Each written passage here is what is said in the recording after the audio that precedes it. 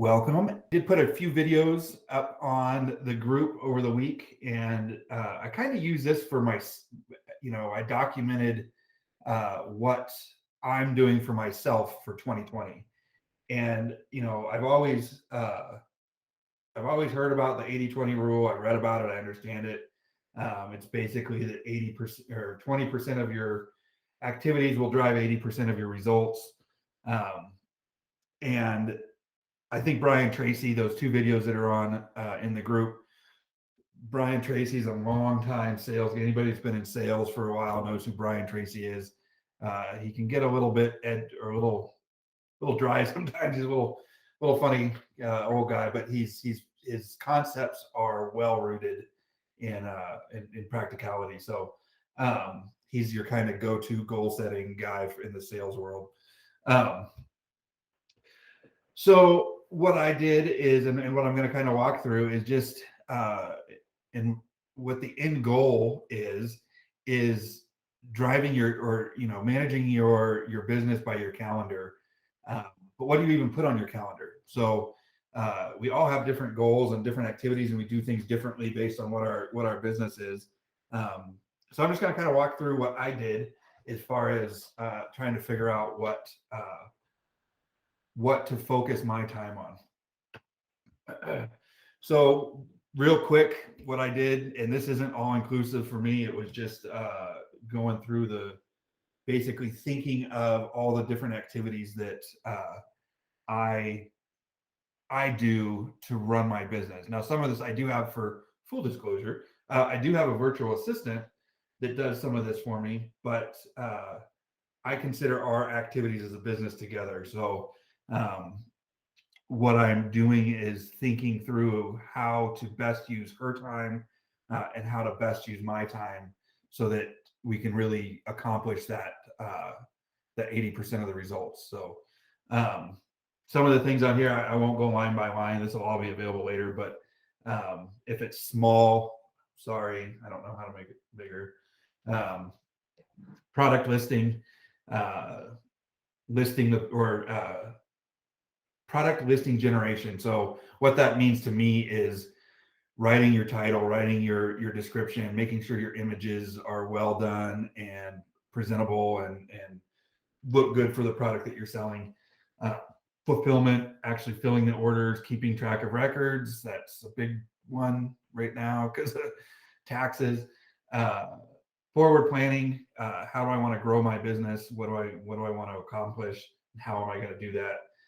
Traffic generation. So those are just some of the things I've tried to really go through and think of my processes and all the things I do, whether it's big or small, and just put them on a list of not importance, but put them on a list. Then I went through and I sat down and I thought about what are the key activities that I need to do in order to drive sales. So all of this, nothing happens without a sale. So it doesn't matter, record keeping, vendor payments, all that stuff, none of it happens without a sale. So what key activities did I identify as being crucial that I do to drive the top line? Customer service is on there. So why did I put customer service on as a key component?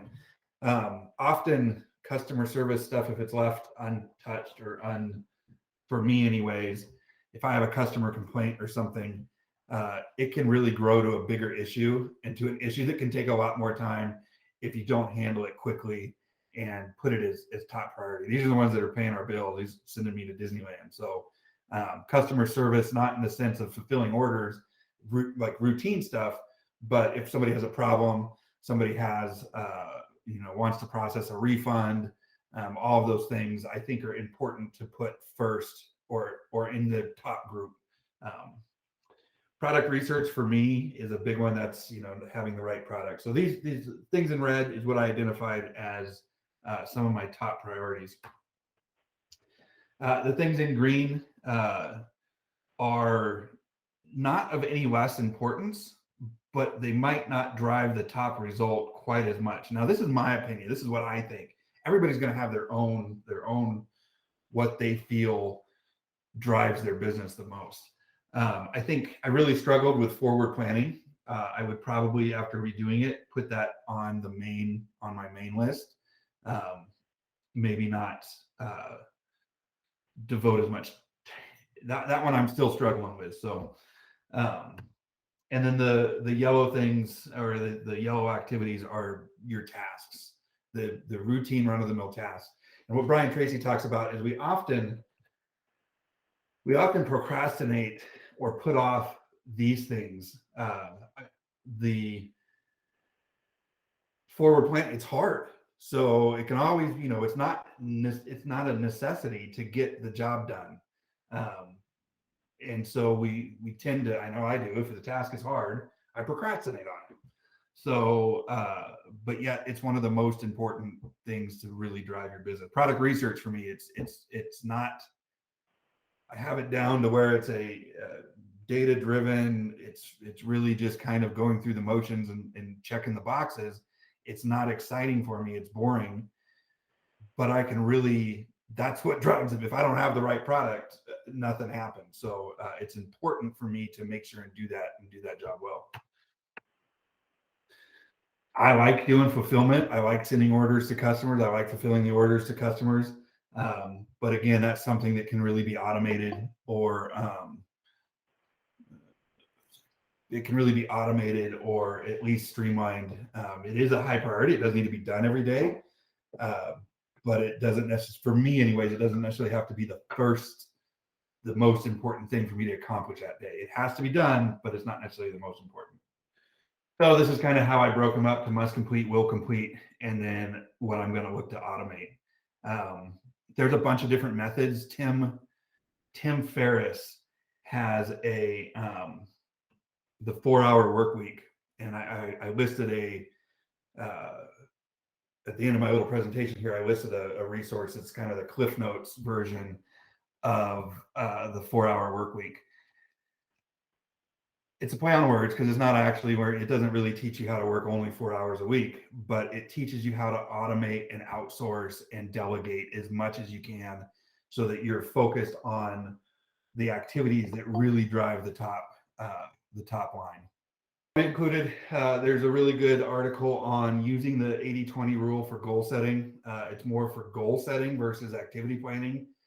In this sense, I used it for activity planning, but you can really apply the 80-20 rule to a lot of stuff.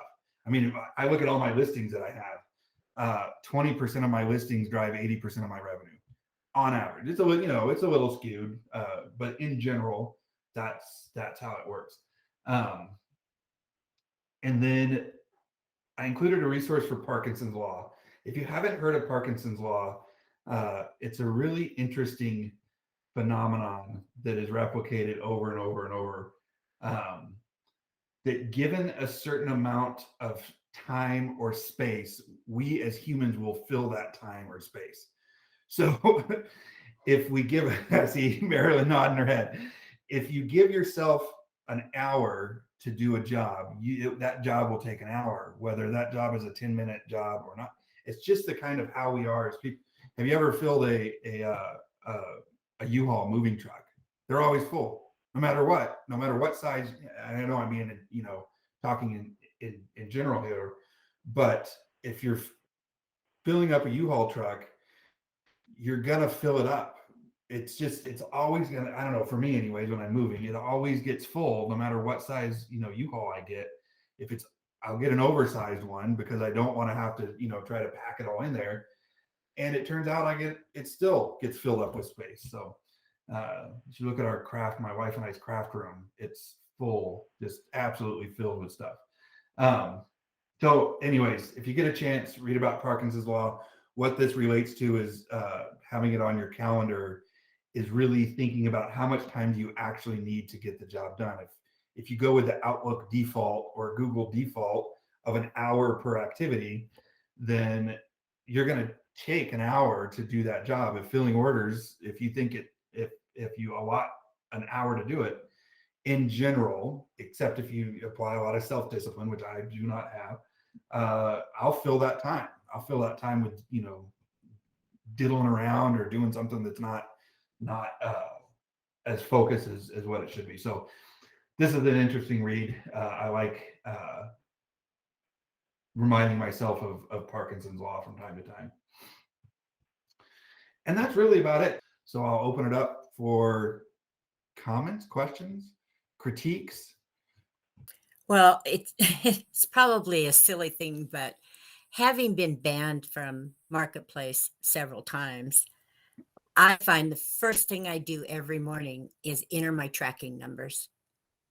Because if you get banned and you don't have those tracking numbers in, you're in for a world of hurt. You're absolutely right. Nothing sucks worse than being banned and having 30 tracking orders ready to go, but you're putting it off because you think something else is done, and then you get banned, and now those sit there. Yeah, no, that's an awesome point. Thank you. Tish, go ahead. I found my Achilles heel, like we're all now finding now, is taxes and making sure that I notated all the stupid fees and the stupid this and all. Not so much my purchases and those kind of things, but the fees associated with the 4 different platforms that I sell on. So I have made myself for the last 2 months, and it's worked out fairly well for me. Each order starts with getting put on that particular spreadsheet. That's the cost. That's the profit. Where did the shipping go? Detailed. Then I print the shipping label, get it out, send the tracking number. So that order, when I do it, yes, it takes twice as long. And unfortunately, my fun part, which is packing it up, I feel like that's like money to me. It's like cash register. Every time I put something in an envelope, that's a cash register to me. But I find that if I do it from beginning to end, I don't miss anything. And I don't go, fudge, it's now February and I'm doing 5 days worth of taxes. So it's worked for Yeah, me. It's my first year doing it this way, and like I said, I've been doing it for 2 months. And yes, my order, which used to take an hour or two at night, packing them all up, getting them ready, is more like a 3 or 4 hour now. But I'm not stressing as much. I feel like at the end of the week, one, oh, I didn't add up this today. I didn't add up, this week. yeah, no, absolutely. And that's maybe something to look at. I mean, obviously, physically, you need to pack your own stuff. I don't know what level you're at, if that's something you can hire out or not, but that's I'm going to really look at ways to automate, and it might be having my virtual assistant do more of that. Ways to automate the data entry side of it. Um, I just yesterday, added about 6 more columns that we need to do on our data entry side. And I think there's more that we can do that will save just a ton of time down the road. Tish, go ahead, and then May, I'll get to you. I noticed I just started my taxes doing comparing and Facebook is the only one that matched to the penny. And again, it could be my error, it could be whatever, but I was like between eBay, Mercari, OfferUp, all of them, everyone was off by a certain amount. Again, I'm finding my error, some was their error, but Facebook was, and I literally almost had a heart attack because that was the one I was dreading, and I literally did it last because I'm like, this is going to be a nightmare. And I was absolutely shocked that they don't break it out. They don't tell you Yeah. what's a fee, what's a state tax that was taken out, what was your shipping, but this is how much you took in, this is how much you were paid. And I was kind of shocked that it actually matched up. Oh, well, we'll probably hit you up here a little bit after some of the dust settles, because I think I know myself personally. I'm not seeing it match up, and I'm leaning to the side that it's my issue versus there. I know some folks have had a whole lot of problems with Facebook payments and whatnot. I personally haven't really experienced that, but I'm trying to figure out the magic math so that I can make more educated guesses and estimates on stuff. But yeah, it'd be interesting to see um, Their how you got it. calculations aren't always right, unfortunately. Not so much where you would typically assume it would be an X number. Um, I went by each individual order, then compared the spreadsheet to that. So I mean, where my spreadsheet said I should have made $6.85 on that particular order, it said $6.94. And that is what I put on my spreadsheet. And then at the end of the year, it actually matched. So it was just kind of weird that again, I don't have Yeah. the magic answer. I'm happy to share spreadsheets. I'm happy to share tips, but I sure the heck don't have the magic answer. Well, I'm sure you're going to be getting hit up here soon. So, but we're all kind of learning this as it goes, and we're just trying to, like I said, let the dust settle. May, go ahead. May, I think you're on mute. I put you on mute a little bit ago. There we go. There you go. One, does everyone have the ones that aren't doing drop shipping, a designated shipping station? And how does it work with the virtual assistant? For example, I'm doing the vintage resale thing. So if I've got the item, how would I coordinate with a virtual assistant to get the item listed? I would be the one, of course, have to take the picture, but then would I just forward that to my virtual assistant? Is that Sure. Is that how that would happen? I could kind of speak to that a little bit. I don't. I do drop ship, so I don't have.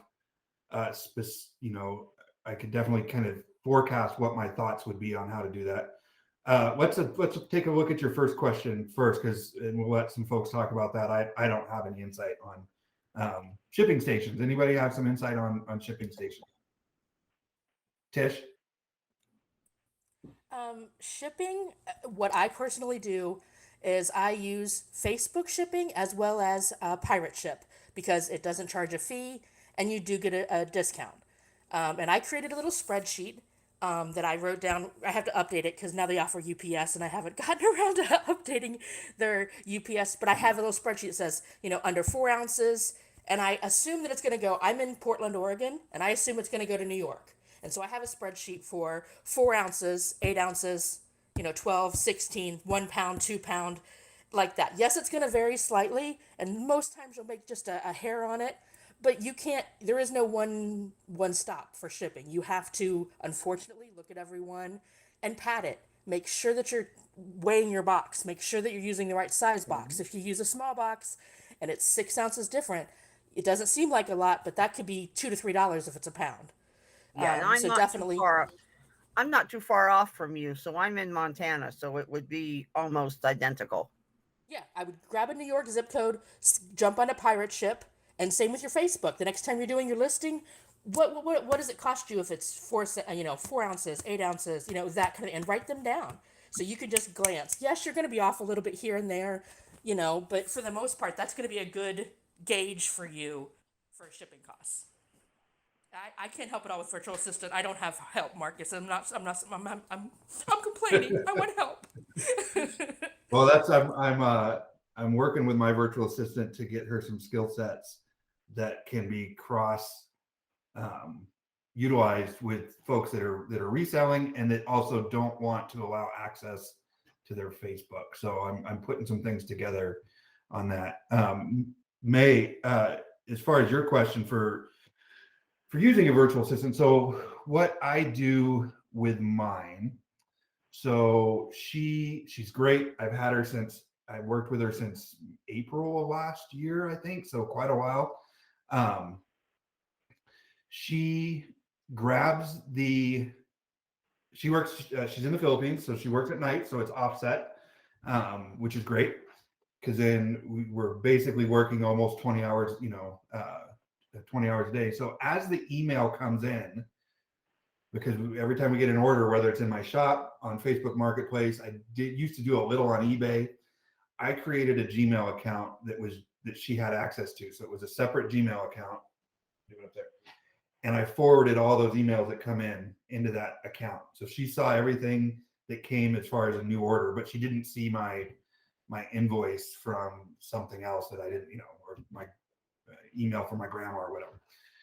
So she then takes the first name, she takes the order number, she can see what the item is, and she uses a Google spreadsheet to keep all that. What I used to do before she had access to my Facebook, I didn't give access to my Facebook right away. It was a very stepped process on trust. And just like any employee, you're not going to give an employee the keys to the house when they first start, right? And so I would then go in and copy, because you can't get the address from Facebook until you have to be on Facebook. It doesn't go into an email or anything. So I would go in and quickly, I have a spreadsheet set up that's one click to go to the order. I would click, copy the order, or copy the shipping address, paste it into Facebook. Bam, bam, bam, bam. I did that, and I got pretty efficient at it. And then that gave her everything to be able to order. So she had access to be able to order on my eBay, and she could. What I did at first is I would figure out, okay, I need $300 to order tonight's products or whatever. I would make sure there was $400 in that particular account that she used, so that she didn't have access to all my capital, just to what. So if she ran off that night, she said, I'm going to lose one night's worth of orders.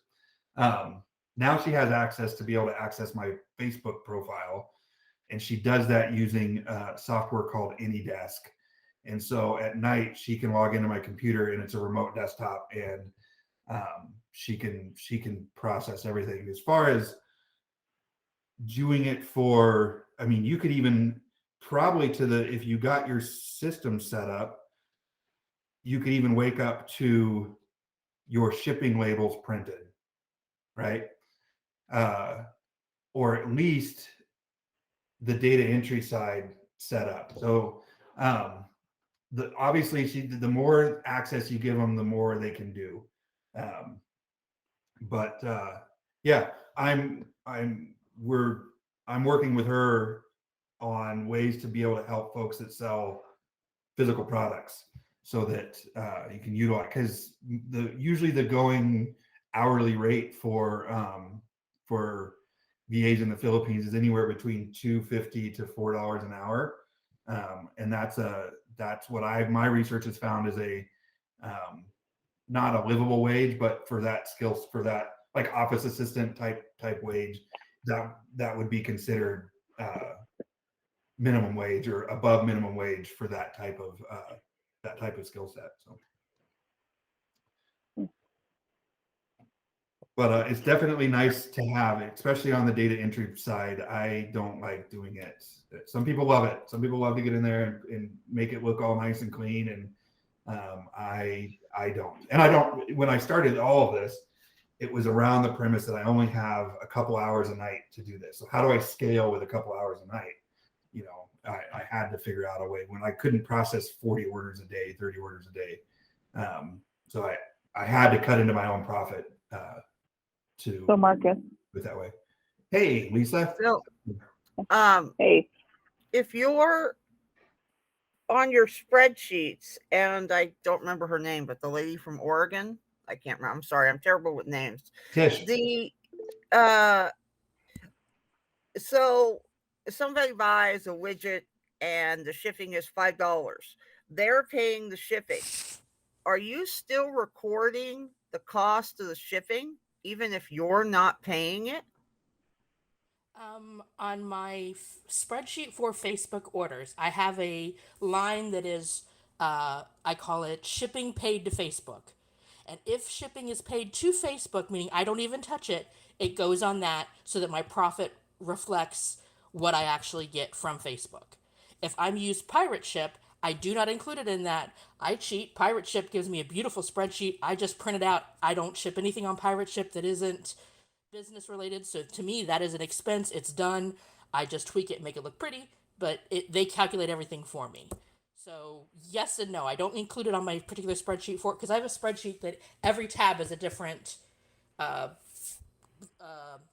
platform that I sell on. So Facebook is one of the ones that offers shipping, and so does Mercari. And if it's paid to that particular vendor, I don't know what we call it, supplier or whatever, yes, I record it on there. If not, no, I use my Pirate Ship spreadsheet as it is a cost then that I report to my tax person as a separate cost.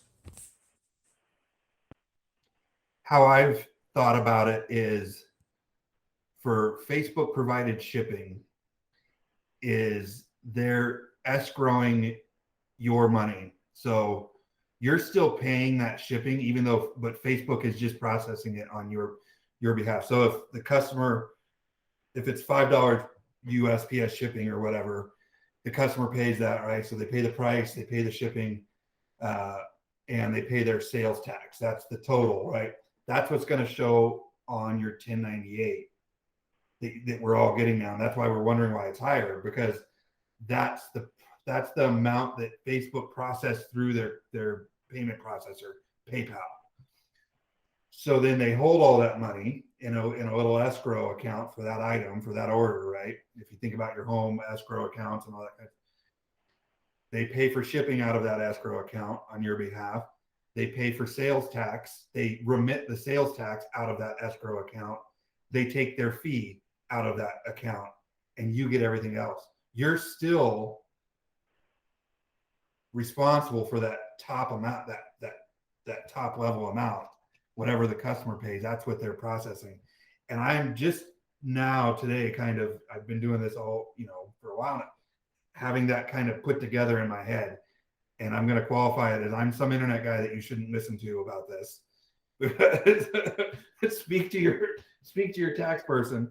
But that's the best way that I found. If you are in a mom and pop shop, brick and mortar, what are you running? And somebody pays with their credit card, right? They buy an item, they pay with their credit card. That item has sales tax associated with it. You're processing the full amount, the item cost and the sales tax. Hope that helps a little bit of why it's important to track. I didn't track it either. I didn't track it all last year at all. So I'm frantically trying to figure it out. And I did have about 4 months where I used Facebook shipping on my decal side of the business. And now I got to figure out how to do that. So Tish, go ahead. Well, okay. So in my ignorance, I don't do my own taxes. I have a person. So on my spreadsheet, it adds it up for me.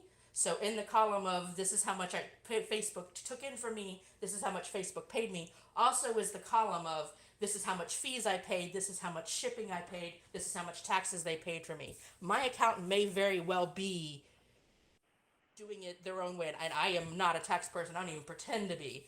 I'm just anal retentive when it comes to numbers and putting things in the right column. So spreadsheets are your friend, and no matter who you does your taxes, you've got to keep track of every penny in, out, everywhere. Put it in a column and just say, this is what I see. Your accountant will put it in the right bucket and put it in the right place, as long as you're using somebody that is trustworthy and knows what they're doing. Yeah, there's some I'm personally going to look at Waze or Wave accounting as a service to use to be able to keep track of some of this stuff a little better. I haven't tested it out yet. I have it, but I haven't used it yet.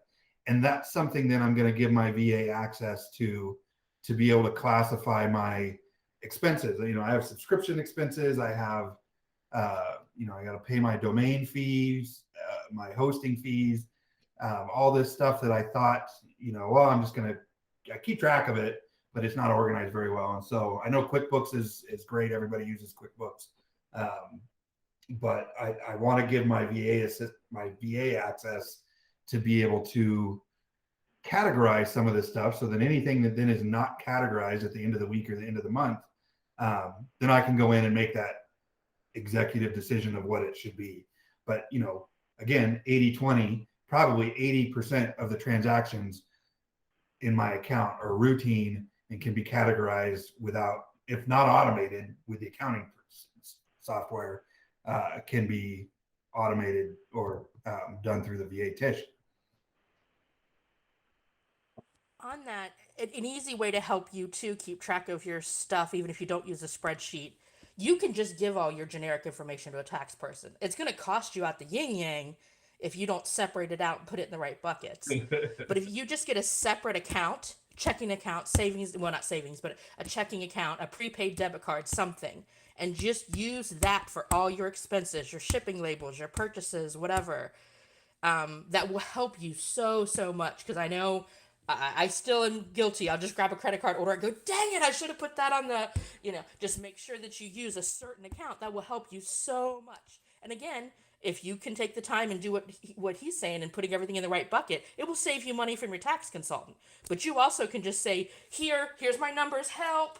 They will charge you for it, but they will do it for you. So what's more important to you? Just getting it done? If so, get a separate account, only use that, let them work it out, but it's going to cost you. I work next door to a little family run CPA office, and it's great watching the parking lot this time of year because everybody comes in with their boxes, their shoe boxes full of receipts, and that's how he makes his money. So good for him. Well, I'm a retired budget analyst from the U.S. Coast Guard, so I've got a pretty good spreadsheet, and I don't mind crunching the numbers. Yeah. I even took, not for tax year 2021, I even took H&R Block's free tax class just Oh, to there get you go. just to get a little handle on how the forms roll in together. Heck, So you should be helping us.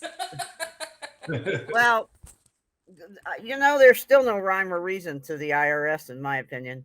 I don't even know they know what they're doing.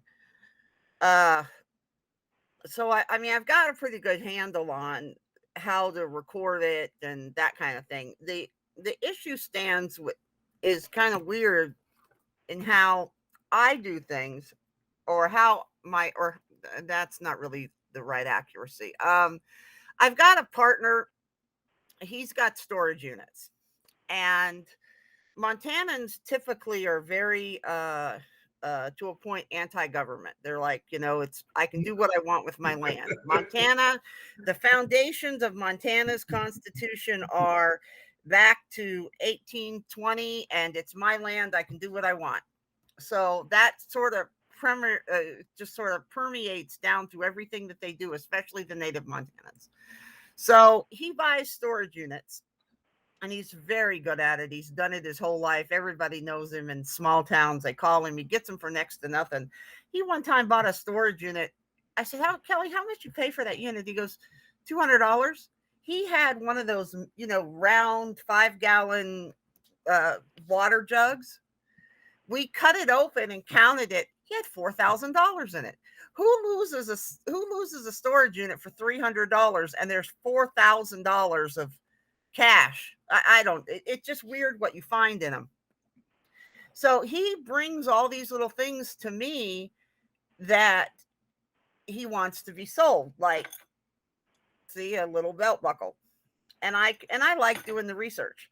So it's like, okay, I get a certain percent. I get 20% of everything that I sell, and I'm making pretty decent money doing it. I haven't built my own business to where I've got a lot of money to go out and get the storage units myself. I'm getting there. Well, so I'm stuck in this little quandary of how do because Facebook's going to record the entire sale. So how, and I've reached out to a couple of my friends that are tax people, CPAs, and go, how do I record this? Because I have to figure out how much I'm responsible for, because the IRS on that 1099 from Facebook, probably not last year, but this coming year for tax year 2022, is going to want to know, because I'm going to go over their threshold. They're going to want to know, okay, well, you say you're only responsible for 20% of this. So I'm trying to figure out how to show that. Do I record it? And I said, well, do I record it as an inventory cost? And one of my friends is like, well, you might. And I said, just let me know when the tax season closes, so we know what we're looking at going into calendar year 2023 for the tax season 2022. That's kind of why I'm very interested in all this tax and then spreadsheet recording and that kind of stuff. Tish, go ahead. I did consignments for a while. And I don't know what bucket they put it into, but I just created a spreadsheet because either way, you took that money in, you're responsible for paying taxes on it. All you can do then is show that an expense was paid back out of 80% of that money back out.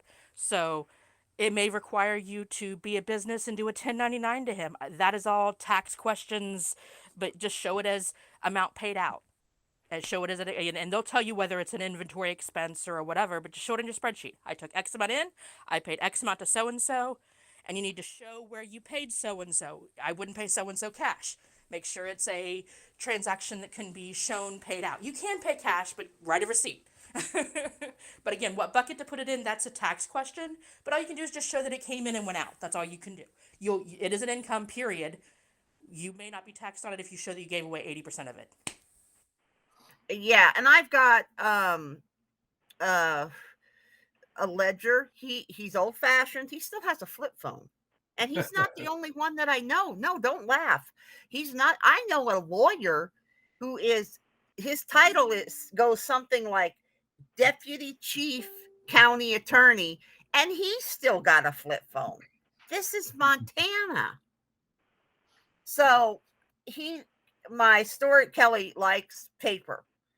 So I found in my retired stuff one of our old-fashioned green government ledgers. For some reason was in my stuff from when I retired, and I have a ledger, and every time I pay him in cash, there's a signature line for him, you know.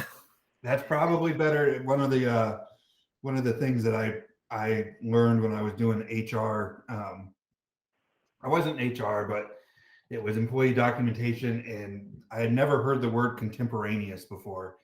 And contemporaneous documentation, we were taught, the obviously it's better to have a system in place for documenting things and have it, replicatable, but all the way down to a sticky note or a napkin is better than your word.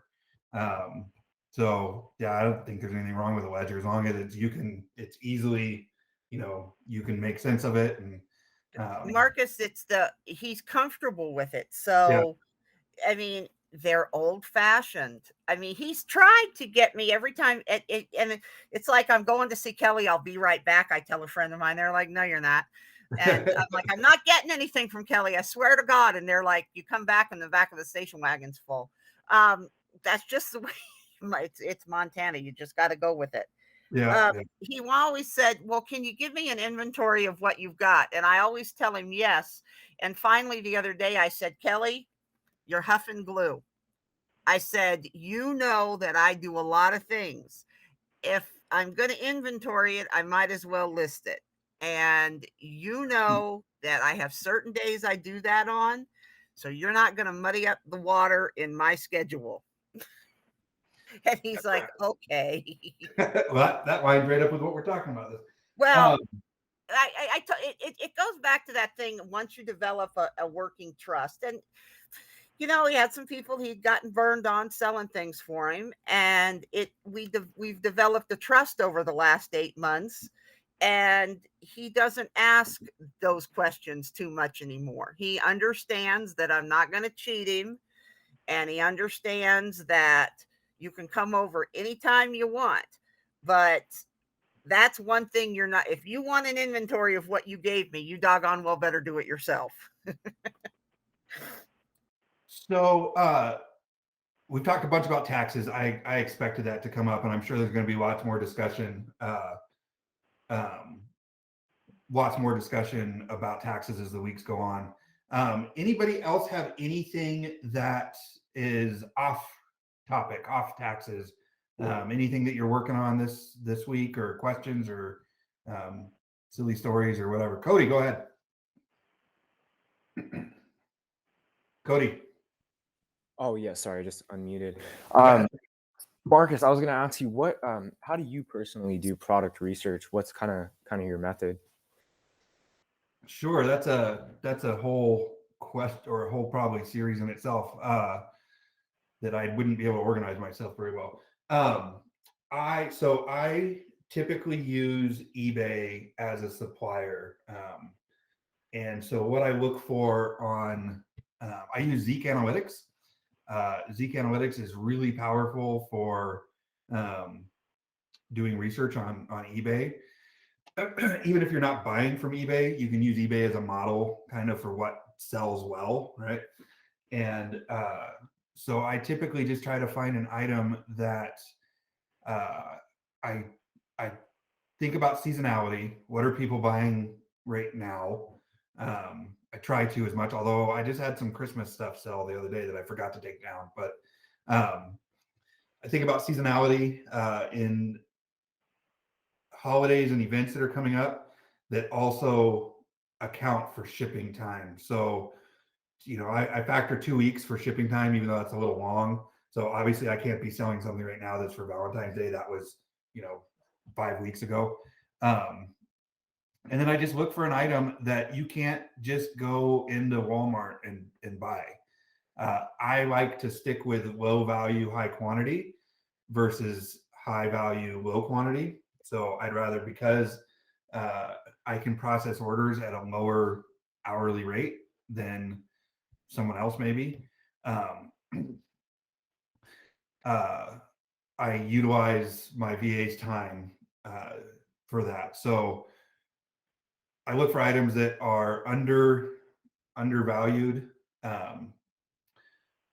They have a higher perceived value than what it costs plus markup. And honestly, with drop shipping on Marketplace, it's a lot of hit and miss. So for every 20 items I put up, I'll get 1 or 2 that take off. And then what I do with those ones that take off is, one, I'll find that supplier. If that supplier is filling my orders well and quickly, and I'm not having a lot of out of inventory stuff, then I'll go list a bunch of that supplier's items, while keeping in mind the same rules from before. But I don't have a lot of it's gut, and I'm trying to iron out that process a little bit better so that it can be replicated. But like I said, I use Zeek Analytics and I look for high selling. It's really quickly, you can do a keyword search and it'll show you the sales volume in the last 30 days, the last 7 days, or the last 15 days, the last 7 days. And so it's really easy to quickly narrow down and find. And they have a ton of training on their own service. I do have a affiliate link for that. It doesn't cost any more, any less to get it through my link. So plug for me, I'll get a little bonus. I have that on my profile, and I'll link it in the. Since I'm running solo today, I haven't been doing many chat links. So normally I do those, but I'll get it in the show notes, as they say on podcasts. So. Okay, cool. Yeah, I was drop shipping on eBay back in the day. I've heard about Zik Analytics, but I never actually signed up for it. But so it's kind of like whatever sells well on eBay generally will probably do well on Marketplace. That's how I look at it. Okay. And it's got a way to, you can narrow it down to items that, because there's a lot of stuff that ships from China on eBay. So you can narrow it down to items that ship from the US. I've run into some issues here and there where they say it's shipped from the US and it doesn't. And then that's a supplier that I blacklist and I won't ship from anymore. But that's generally the method that I look for. And then I'll cross-reference that on Marketplace. So if I find an item that's I think is going to sell, I'll look that item up on Marketplace, and I have a tool that helps facilitate that as well. That if there's 50 other people selling that on Marketplace, well, it's not really worth my time listing it.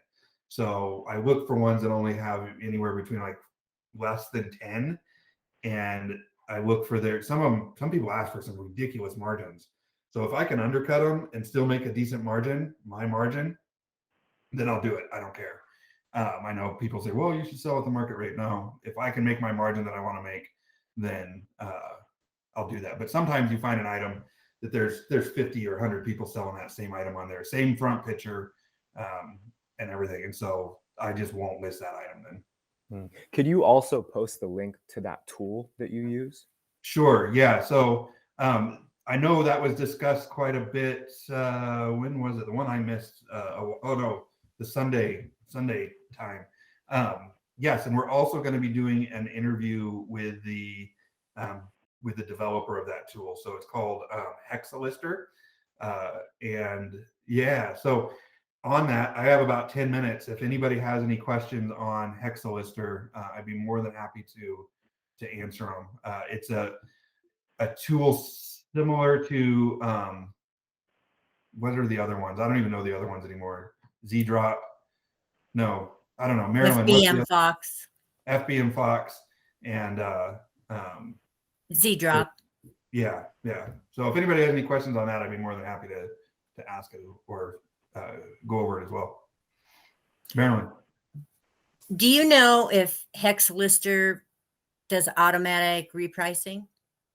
So on Facebook Marketplace, first of all, there's nothing that's automatic, right? You can't do anything automatic. You have to manually initiate that change, but you can connect it with SKU Grid, which is another. I don't do repricing, so I know the capability exists. So then you run, SKU Grid will go in the background and change your prices for you. So with Facebook Marketplace, nothing's automatic. So you do have to initiate it through the software that you want to reprice it. So you adjust the price and you initiate the auto list feature, and then it'll use the extension to reprice it'll pull up the item, just like all the other extensions do. It'll pull up the item, go to that item, adjust it, and then resubmit it for you. So you're not having to do all the keystrokes, and you can manage that through the spreadsheet. But on shops, yes, on Facebook shops, You run yeah, your sheet again. because it's Yeah. on your sheet. And the next time you automate your sheet, whether it's every hour or you do it manually or whatever, then it'll update your sheet. But does it get does Hexalister access the supplier like eBay and get the new price? No, Okay. no, but it will integrate with, because it's using Google Sheets. Right. It will integrate with SKU Grid. Yeah, I've looked at that. Yeah, and it's got its, so now you're looking at 2 monthly fees,